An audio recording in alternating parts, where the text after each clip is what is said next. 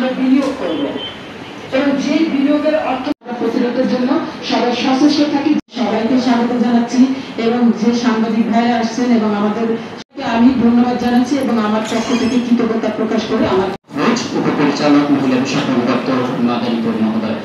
আমি আমার বাবাকে হারিয়েছি। বাবা মারা যে তার পিছনে আমরা যেমন আমরা যে কোনো ব্যবসা প্রতিষ্ঠানে দক্ষ জনশক্তিকে রূপান্তরিত করব, সেই অর্থেই এই প্রতিপাদ্য বিষয়।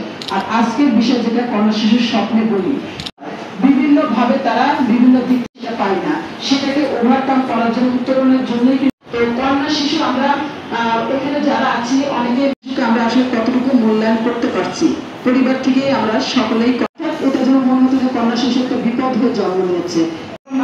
ঠিক সে বিয়ের পরে তার শ্বশুর বাড়িতে গিয়ে সে নিজে পরে খাবো, আমি শুধু কাজই করে যাব, আমি শুধু সবার হুকুমই শুনে যাবো, তুমি যাও স্বামীর বাড়ি ফিরে যাও, শ্বশুর বাড়ি ফিরে যাও, এটাই তোমার বাড়ি, এখানেই তোমার আমার স্বামীর বাড়িতেও আমার ভিতরে ওইটা চলে আসে।